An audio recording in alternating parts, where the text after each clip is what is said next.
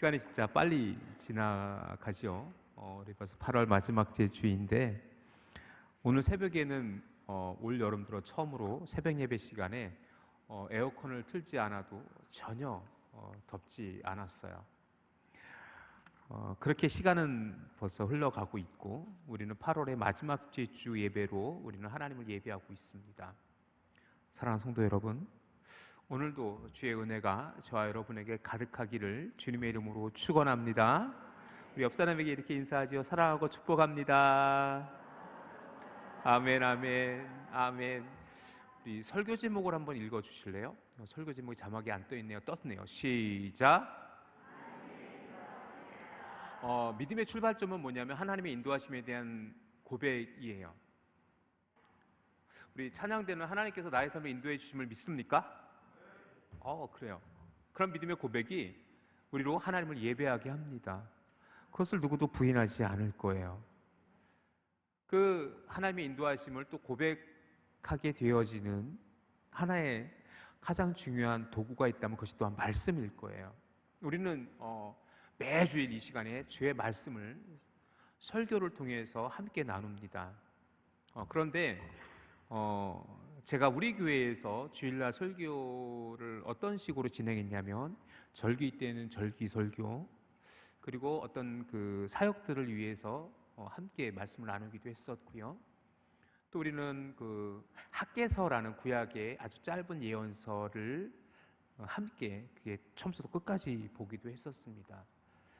설교자로서 설교를 준비할 때 익숙한 본문, 그리고 어느 특정한 본문을 발췌해서 그 본문의 말씀을 그 주의 말씀으로 함께 나누는 경우도 굉장히 많고요. 또 하나의 어떤 설교의 방법 중에 하나가 한 권을 처음부터 끝까지 한 절도 빠짐없이 다 묵상해 가는 거예요. 시간에 따라서 어떤 절기에 상관없이. 또 그렇게도 설교를 이어가기도 합니다. 제가 왜 이 이야기를 하냐면 우리가 이렇게 익숙한 본문만 계속해서 말씀을 나누다 보면 말씀을 편식하게 되기도 합니다. 음식만 편식하는 게 아니라 우리는 말씀도 편식할 때가 있어요. 그래서 제가 오늘부터 남은 시간, 남은 2022년의 남은 모든 주일의 예배에 특별히 절기가 아닌 이상은 제가 계속해서 빌립보서 말씀을 보려고 해요. 빌립보서 말씀을 이제 계속해서 제가 주일날 함께 나누고 그 빌립보서의 의미들을 통해서 우리가 함께 은혜를 나누려고 기도로 준비하고 있습니다. 오늘 본문을 그런데 읽는데 빌립보라는 단어 자체도 안 나오지요. 오늘 본문은 그 빌립보서의 수신자인 빌립보 교회가 어떻게 세워졌는지에 대한 그 배경의 이야기의 기록입니다. 그래서 오늘 본문의 말씀을 통해서 우리가 하나님의 인도하심에 따라 세워진 빌립보 교회에 대해서 우리가 또 함께 은혜를 나누게 될 것이고, 다음 주부터는 보다 더 조금은 더 그 본문에 충실하게 그렇게 말씀을 나가게 될 겁니다. 자, 빌립보서라는 이 성경은요, 신약 성경에서 그렇게 분량이 많지 않아요. 4장으로 돼 있고 104절로 돼 있어요. 그러니까는 별로 이렇게 별로 많은 분량을 차지하고 있는 본문은 절대로 아닌데, 제가 빌립보서를 이번 그 후반기 2020년 남은 후반기에 오직 빌립보서 말씀으로 여러분과 주일의 예배에 말씀을 나누고자 기도하며 준비한 이유는 기쁨이기 때문에 그렇습니다. 예배자의 기쁨, 교회의 기쁨, 성도들의 기쁨. 여러분은 기쁘십니까? 주님 때문에 정말 기쁘세요? 빌립보서의 또 다른 명칭이 기쁨의 서신입니다. 여러분 알고 계시죠? 그 정도 여러분 알고 계실 거예요. 빌립보서는 기쁨의 서신이라고 합니다. 왜냐하면 빌립보서 안에 104절밖에 되어지지 않은 이 짧은 성경에 기쁨이라는 단어만 16번 사용됩니다. 16번에 반복되어져 기쁘다, 기쁘다라는 단어가 반복되어져 사용되어지기 때문에 희락의 복음 혹은 기쁨의 복음이라고 빌립보서를 그렇게 부르기도 합니다. 그런데 이 빌립보서를 쓸 때 사도 바울은 정말 기쁜 상황이었을까? 아니죠. 빌립보서의 또 다른 명칭이 뭐예요? 옥중서신입니다. 옥중서신. 쉬운 말로 얘기하면 감옥에서 쓴 편지예요. 감옥에서 쓴 편지. 그래서 이것을 옥중서신이라고 합니다. 학자들에 따라서 에베소 감옥이라는 사람 학자들도 있고 로마 감옥이라는 학자들도 있어요.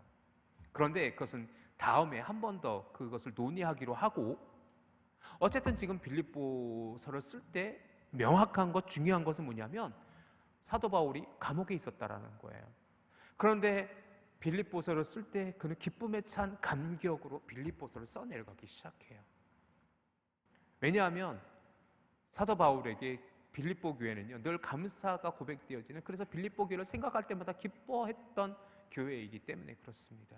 저는 그래서 이 앞으로 빌립보서를 함께 나누면서 하나님께서 우리를 생각할 때마다 기뻐하시기를, 또 우리 성도님들이 우리 교회를 생각할 때마다, 우리가 주님을 기억할 때마다 기뻐하는 성도들이 되어질 수 있기를 간절히 바라는 마음으로, 그것을 기대하면서 이 빌립보서의 말씀을 함께 나눠가기를 주님의 이름으로 간절히 부탁드립니다. 그래서 오늘은 무슨 얘기를 할 거냐면 빌립보 교회가 어떻게 세워졌을까에 대한 이야기예요. 그런데 오늘 본문에서 굉장히 중요한 하나님의 은혜가 있음을 여러분이 꼭 누려갈 수 있는 이 시간 되어지기를 바랍니다. 이 빌립보라는 지역은 여기에요. 우리 한번 지도를 좀 띄워주실래요? 빌립보는요 마게도냐 첫성이라고 나와요. 오늘 이게 빌립보예요. 여러분 빨간색으로 빌립보라고, 저 위쪽에 빌립보라고 빨간색으로 쓰여져 있죠? 거기가 빌립보예요. 오늘날로 말하면 그리스령이고, 그 위에 유럽이 시작되어지는, 그리고 반대편에 아시아, 갈라디아, 갑바도기아, 에베소, 니도, 서만, 이쪽이 뭐냐면 소아시아 지역이에요. 성경에서 말하는 소아시아 지역이에요. 소아시아. 그래서 이쪽에서 사도 바울이 선교하길 원했는데 하나님께서 갑자기 그 길을 막으셨고 마게도냐로 하나님께서 그 바울을 몰아가신 사건이 오늘의 사건입니다. 여기서 여러분이 기억해야 될 것은 뭐냐면 아시아, 오늘 본문 말씀 잠깐 볼까요? 오늘 본문 말씀에 보면 우리 6절 말씀 먼저 볼게요. 6절 말씀 먼저 잠깐 볼게요. 6절 말씀 우리 같이 한번 읽어봅시다. 시작. 성령이 아시아에게 말씀하시기를 전하지 못하게 하사건을 그들이 부르기아와 갈라디아 땅으로 다녀가라고 돼 있는데, 여기서 이 본문을 잘못 해석해서 아시아면 우리도 아시아잖아요. 그래서 어떤 분이 옛날에 어떤 분이 그렇게 얘기를 해요. 만약에 그때 사도 바울이 아시아로 복음을 전하러 왔다면 우리 중국이, 한국이, 일본이 복음화되었을 텐데 하나님께서 막으셔서 마게도냐로 보내셨어, 이렇게 이야기하던데 그건 잘못된 오해입니다. 여기서 말하는 아시아는 이 동북아시아, 우리 중국, 일본, 한국 이쪽이 아니라 바로 그 좀 전에 사진에서 봤던 그 소아시아를 아시아라고 부른 겁니다. 어쨌든 그 아시아 땅을 통해서 빌립보의 선교가 시작되어졌음을 우리는 보게 되어지는데, 먼저 그 빌립보 지역을 조금 더 설명을 드리자면 우리 12절 말씀 잠깐 보실래요? 12절 말씀 보면 우리 같이 한번 읽어봅시다. 시작. 거기서 빌립보에 이르니 이는 마게도냐 지방의 첫 성이요 또 로마의 식민지라 이 성에서 수일을 유하다가 라고 되면서 사도 바울이 첫 빌립보로 들어갔을 때의 장면을 기록하고 있어요. 그런데 이 장면에서 우리는 빌립보가 마게도냐 첫 상임을 확인할 수 있어요. 즉 뭐냐면 그 소아시아 지역을 벗어나 유럽의 관문인, 오늘날의 유럽의 관문이기도 하고, 그리고 그 당시에는 마게도냐 땅이었던 그 빌립보라는 곳으로 이끌어 갔거든요. 그러면 로마 그 빌립보가 처음 그 사도 바울이 갔을 때 빌립보는 어떤 도시였는가?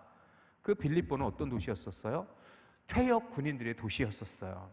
빌립보는 퇴역 군인들의 도시였었습니다. 굉장히 로마에 대한 충성심이 강했고, 그 로마 퇴역 군인들의 도시였기 때문에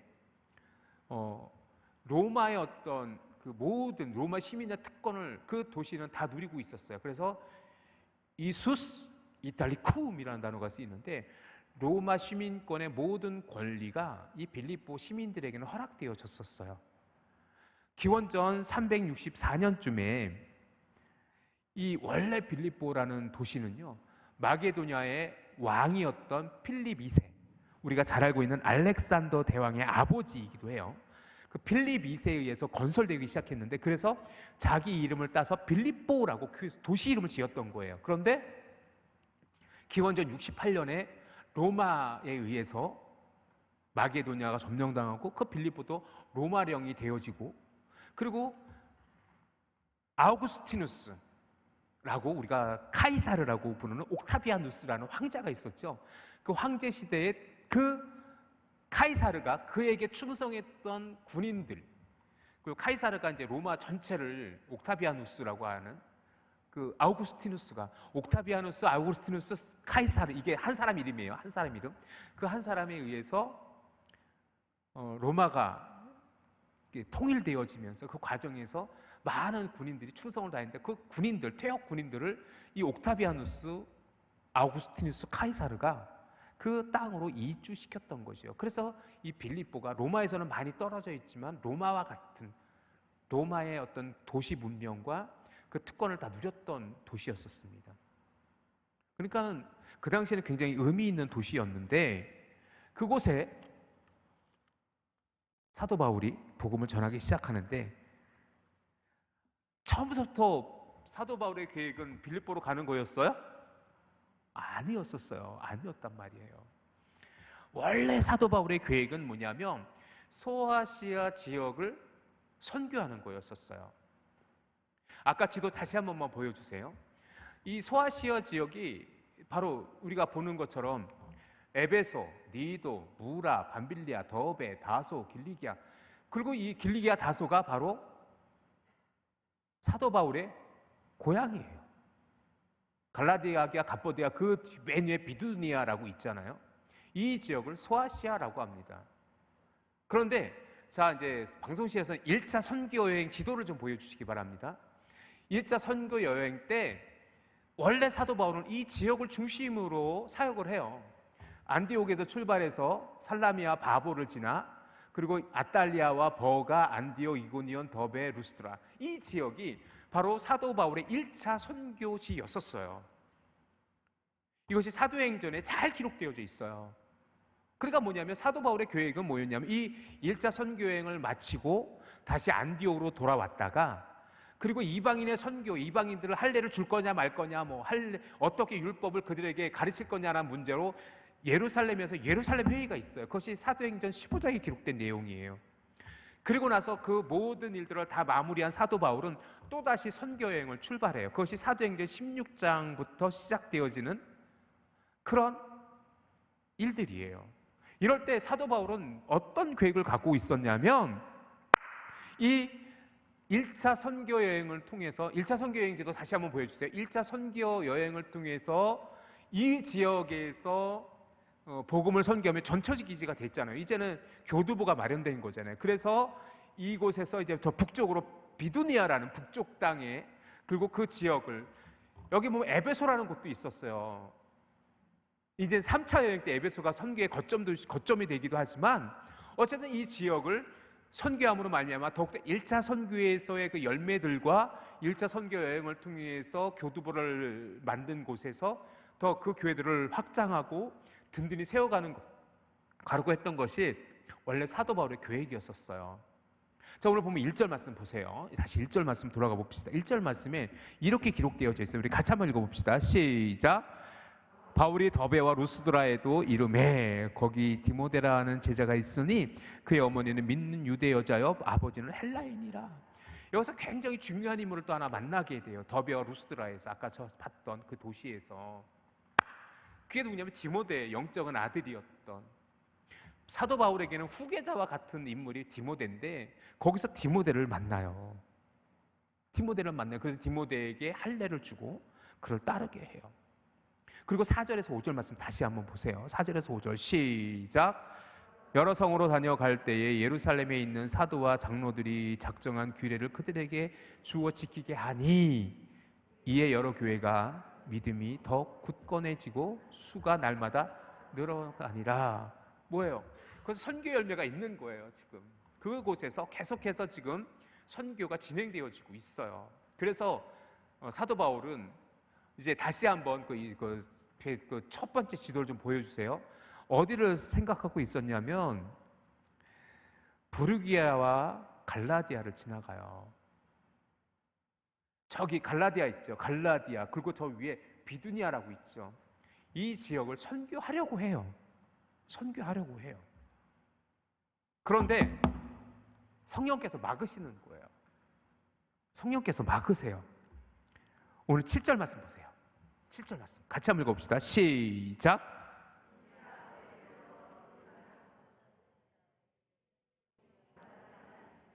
이 무시아가 어디냐면, 다시 지도를 좀 보여주세요. 지도를 좀 보여주세요. 무시아가 어디냐면은 바로 그 드로아라고 보이세요? 드로아라고 보이는 그 지역의 무시아예요. 무시아.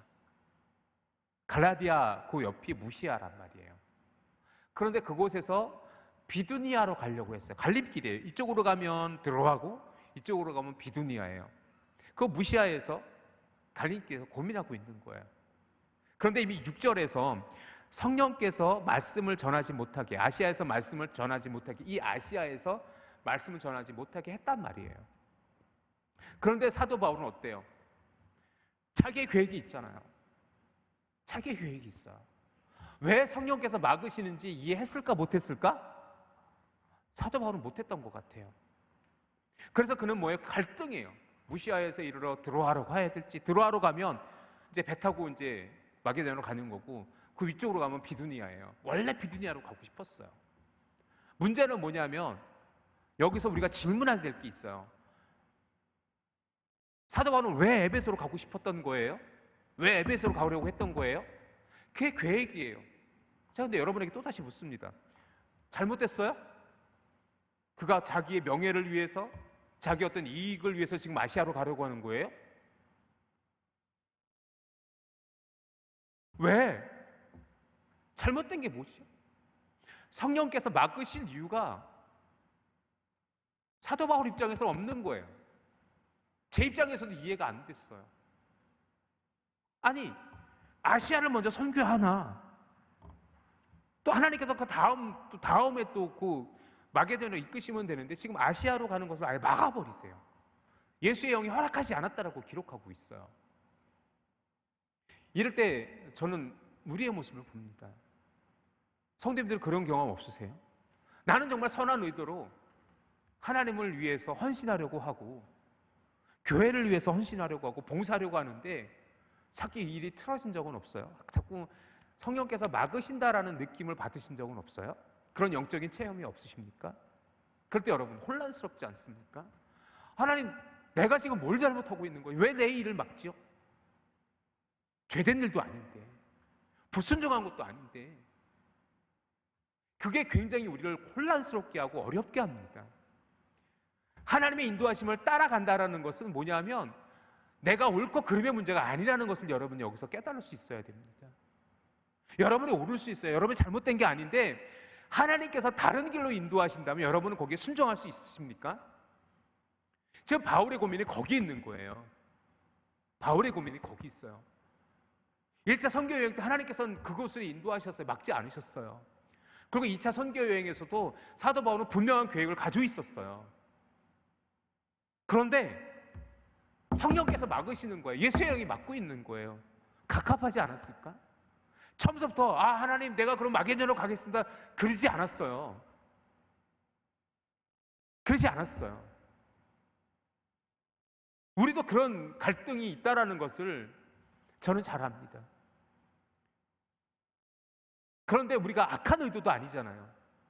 우리 불순종하면 딱 떠오르는 인물이 누굽니까? 요나지요. 요나서 1장 2절 말씀 한번 보시겠습니다. 요나서 1장 2절 말씀 같이 한번 읽어봅시다. 시작. 너는 일어나 큰 성읍 니느웨로 가서 그것을 향하여 외치라. 그 악독이 내 앞에 상달되었음이니라 하시니라 라고 분명히 하나님께서는 그 요나에게 니느웨로 갈 것을 명령하셨어요. 근데 요나는 가지 않았지요. 우리가 잘 알고 있는 것처럼 욥바로 가서 엉뚱한 배를 타잖아요. 3절 다시 한번 또 읽어보지요. 3절 다시 한번 띄워주세요. 시작.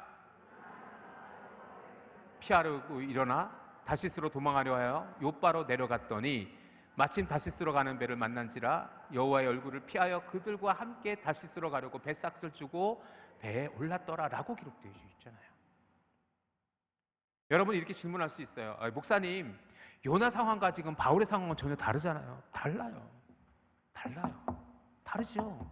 요나는 아예 불순종의 모습이고 사도 바울은 불순종하려는 게 아니라 그도 하나님의 사역을 계획하고 있었던 거잖아요. 근데 뭐는 똑같아요? 불순종의 모습은 똑같아요. 결국 여러분이 이렇게 혼란스러울 수도 있어. 아닌데 사도 바울은 순종해서 마게도냐로 갔지요. 결국 요나도 나중에는 니느웨로 갔잖아요. 그런데 제가 여기서 말씀드리고 싶은 건 뭐냐면 요나와 같이 아예 불순종할 때가 있어요. 이거는 뭐 두말할 나위도 없어요. 왜 요나가 불순종했냐면 그 당시 니느웨 아수르 땅은요 이스라엘과 적대 국가였었어요.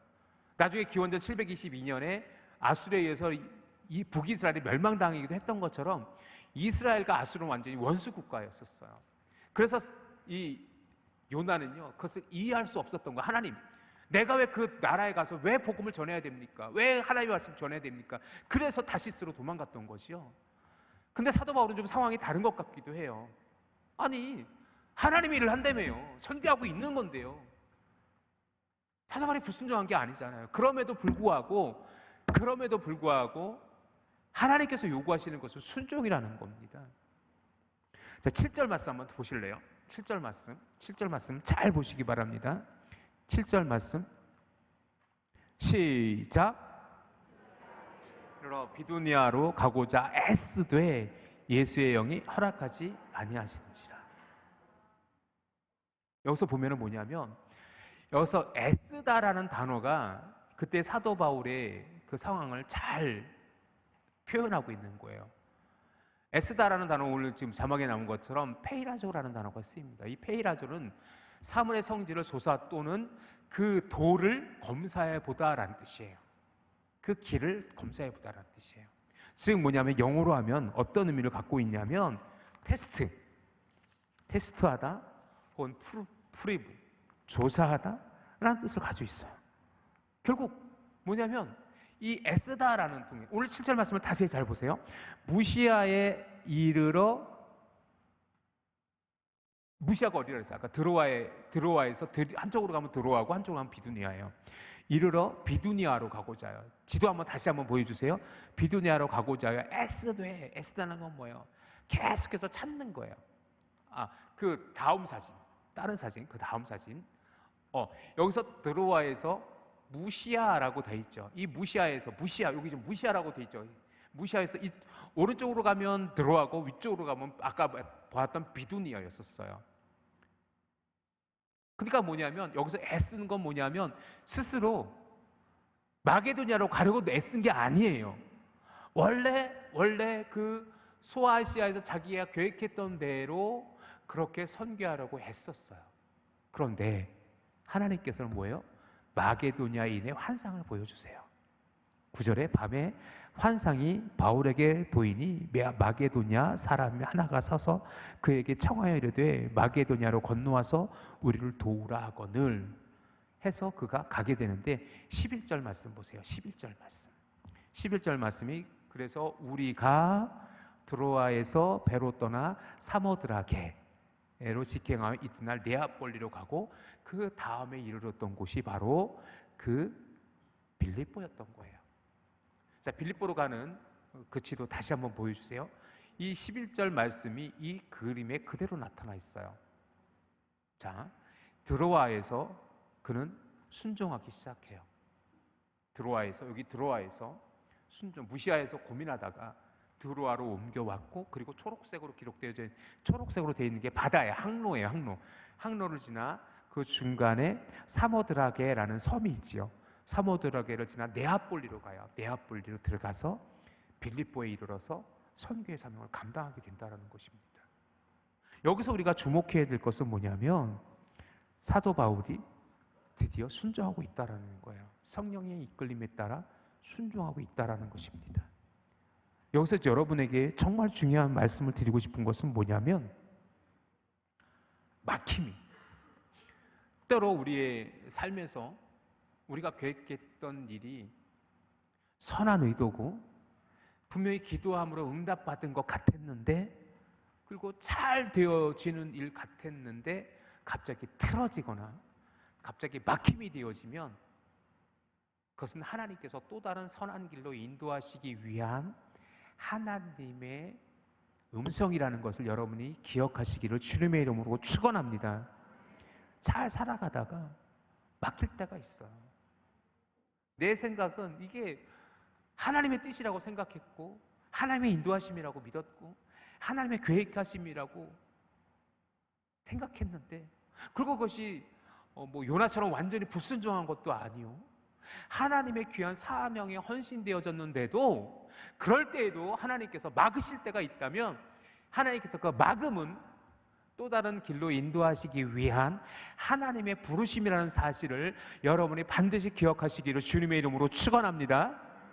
그렇기 때문에 하나님의 음성 듣기에 예민하셔야 돼요. 하나님께서 우리에게 어떻게 인도하시는지 그것을 잘 볼 수 있어야 돼요. 그리고 중요한 건 뭐냐면 그것을 인정해 드리는 거예요. 우리 설교의 결론으로 들어갑시다. 10절 말씀 보세요. 10절 말씀 잘 보세요. 시작. 바울이 그 환상을 보았을 때 우리가 곧 마게도냐로 떠나가기를 힘쓰니 이는 하나님이 저 사람들에게 복음을 전하라고 우리를 부르신 줄을 인정함이라. 여기 두 개의 단어가 되게 중요하게 있어요. 첫 번째 뭐냐면 이제 힘쓰고 있어요. 힘쓰고 있어요. 앞에는 애썼어요. 뭘 하려고 애썼어요? 비두니아를 가고 싶어서 애썼어요. 그런데 이제는 하나님께서 마게도냐로 이끄셨으니 그 길을 가기 위해서 떠나기를 힘써 그 길을 찾고 있어요. 이제 사랑하는 성도 여러분, 우리 사랑하는 성도님들이 하나님의 인도하심에 순종하여 그 길을 힘써 나아갈 수 있기를 주님의 이름으로 축복합니다. 하나님께서 여러분이 어떤 길로 인도하실지 여러분이 기억하시고 그 길을 따라 순종하실 수 있어야 돼요. 그것이 우리 믿는 자의 삶이어야 됩니다. 또 하나는 뭐냐면 중요한 단어가 뭐냐면 이제 그가 인정함이로라. 10절 말씀 다시 한번 봅시다. 바울이 그 환상을 보았을 때 우리가 곧 마게도냐로 떠나기로 뭐하다? 힘쓰니. 왜 힘썼냐면, 왜 그렇게 힘쓰게 되었냐면 이는 하나님이 저 사람들에게 복음을 전하라고 우리들을 부르신 줄을 뭐함이라? 인정함이라. 인정했다. 인정했다라는 단어도 헬라어로 굉장히 재밌는 단어가 사용되어집니다. 이 인정하다라는 단어는요, 어떤 단어냐면 수비비바조라는 단어예요. 수비비바조 테스라고 이제 이 헬라어로 지금 헬라어로 써 있죠. 순비바조 테스라고 읽어요. 순비바조 테스라고 했는데 이 원형은 뭐냐면 순비바조라고 되어져 있는데, 그것을 영어로 번역하면은 어떤 뜻이 되냐면 identified with라는 뜻을 가지고 있어요. identified with 뭐예요? identify 뭐예요? 정체성이라는 뜻이죠. identify가 with 그와 함께 뭐예요? 같은 정체성, 같은 동일시하다. 그래서 to join together라는 단어로 쓰이기도 해요. 뭐예요? 하나로 하나님께서 나와 같은 뜻이 됨을 인정한 거예요. 순비비바조라는 이 헬라어 단어가 굉장히 중요한 의미를 갖고 있어요. 인정하는 거예요. 그래서 우리가 인정하다는, 엄밀히 말하면 인정하다라는 단어가 정확한 번역은 절대로 아니에요. 하나님의 뜻을 나와 합하게 하다. 하나님의 마음을 내가 그 정체성으로 인정하다. 전체성으로 고백하다. 하나 되다, 이런 뜻이에요. 쉬운 말로 뭐냐면 하나님께서 인도하심에 대한 순종의 모습이 이 마소테스라는 단어에 있는 거예요. 사랑하는 성도 여러분, 기억하십시오. 우리가 믿음으로 고백한다, 믿음으로 살아간다라는 것은 뭐냐면 하나님과 내가 같은 정체성, 아이덴티파이 하는 거예요. 같이 가는 거예요. 하나님의 명령이 내가 고백되어질 수 있어야 되는 거예요. 그러니 이제는 뭐예요? 처음에는 소아시아 지역에서 선교하고 계획했던 그곳에 디모데도 만났고 그곳에 하나님의 교회 같은 데이 세워져가는 모습을 보면서 사도 바울은 흥분했을지도 몰라요. 이곳 하나님의 교회가 세워지고 있어. 내가 조금만 더 하면 이 저 비두니아 저 북쪽까지 다 선교할 수 있어 라고 했는데 하나님께서 다 길을 막으시고 나서 갑자기 생뚱맞게 마게도니아로 가래요. 빌립보로 가래요. 갈등이 있었어요. 사도 바울 그 순간에 그 자리에서 그냥 순종한 건 절대로 아니에요. 그도 갈등이에요. 원래 계획했던 대로 아시아로 비두니아로 가려고 애써 찾아요. 한데 하나님께서 그에게 환상을 보여주시고 그것이 하나님의 부르심이라는 것을 인정하게 됐을 때 그는 하나님의 인도하심에 따라 마게도니아로 가는 길을 찾기 시작해요. 힘써요. 그리고 그는 11절에 있는 대로 우리가 드로아에서 배를 떠나 사모드라게로 직행하여 이튿날 네아폴리로 가고 거기서 빌립보에 이르니 라고 돼 있어요. 그렇게 빌립보로 갔던 거예요. 사랑하는 성도 여러분, 저는 오늘 여러분에게 이런 말씀을 드리고 싶어요. 우리 교회가, 우리 성도님의 삶이 하나님의 인도하심에 순종하는 교회, 순종하는 성도님들이 되어지기를 주님의 이름으로 축원합니다. 우리 교회는요, 지난 8월 7일 날 100주년의 90주년 감사예배를 드리며 100주년의 비전을 선포했어요. 그래서 우리는 기도 제목으로 삼고 있어요. 그런데 만약에 하나님께서 다른 길로 우리에게 헌신을 요구하신다면 우리 교회가 순종할 수 있습니까? 만약에 하나님께서 우리가 생각지도 못한 하나님의 사역을 100주년의 사명으로 주신다면 그것에 우리는 순종해야 됩니까? 말아야 됩니까? 하나님, 우리 100주년의 계획 다 있어요. 우리 90주년 예배 드리면서 100주년의 비전 선포했어요. 하나님, 우리 그거 할 거예요 라고 고집할 거예요? 아니면 그것을 만약에 그렇게 되어서는 안 되지만 만약에 하나님께서 그걸 포기시키시고 다른 길로 인도하신다면 우리는 순종해야 됩니까? 안 해야 됩니까? 믿습니까? 여러분의 삶도 마찬가지예요. 여러분이 교회를 위해 헌신하고 여러분의 믿음의 삶을 살아가고 그럴 때 하나님 여러분의 인생의 계획을 갖고 살아갈 때에 그것이 불순종의 모습이 아니라 그것이 죄악된 모습이 아닐지라도 하나님께서 만약에 또 다른 길로 우리를 이끄신다면 여러분이 순종할 수 있기를 주님의 이름으로 축원합니다. 그것이 우리의 믿음의 고백이 되어져야 돼요. 그것이 우리의 인도하심에 따라 살아가는 삶이 되어져야 돼요. 이 사건을 통해서 하나님의 인도하심에 따라서 그 마게도니아 첫성에 가서 그곳이 바로 빌립보였고 그곳에서 사도 바울은 전도하기 시작했고 그곳에서 하나님께서는 빌립보 교회로 세워가기 시작해요. 만약에 여전히 사도 바울이 소아시아에만 머물렀었다면 세계 선교 지형은 바뀌었을지 몰라요. 그런데 이 2차 선교 여행을 통해서 빌립보가 데살로니가 고린도 교회가 전도되기 시작해요. 놀랍지 않습니까? 이것이 하나님의 역사예요. 운하의 개구리처럼 우리 지역만 보는 것이 아니라 우리의 영적인 시야를 넓히고 하나님의 사명에 더 적극적으로 순종하여 믿음의 사명을 감당할 때 하나님께서 우리가 생각지도 못했던 길로 우리를 인도하실 줄 믿습니다. 그것에 순종하여 나아갈 때 우리가 더 큰 하나님의 사명을 감당하고 우리가 생각지도 못했던 하나님의 놀라운 영광을 이루어갈 줄 우리가 고백할 수 있어야 됩니다. 그때 우리에게 요구되어지는 믿음이 뭐예요? 숨비바소 테세, 인정해 드리는 거예요. 우리가 고백하는 거예요. 하나님의 명령이라면 하나님의 명령과 내가 하나 되길 원합니다. To join together, 하나 되길 원합니다. 그렇게 identified with, 하나의 정체성을 가지고 일체화되어지는, 그러므로 말미암아 하나님의 거룩한 교회가 세워지는 그런 은혜를 누려갈 수 있기를 주님의 이름으로 축원합니다. 우리 설교 제목 다시 한번 큰 소리로 시작.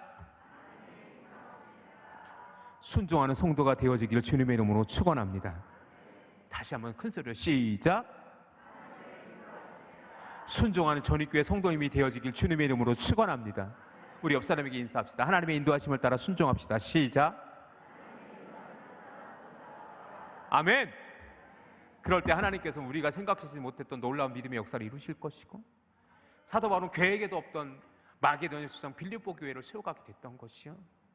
그렇게 세워진 빌립보 교회는요, 나중에 우리가 또 함께 보겠지만 사도 바울의 선교의 역사에서 가장 적극적으로 동역했던 교회가 빌립보 교회예요. 그리고 빌립보 교회는요, 사도 바울이 생각할 때 늘 기쁨에 넘치는 교회였었던 것이요. 우리 교회가 그런 교회 되어지기를 주님의 이름으로 축원합니다.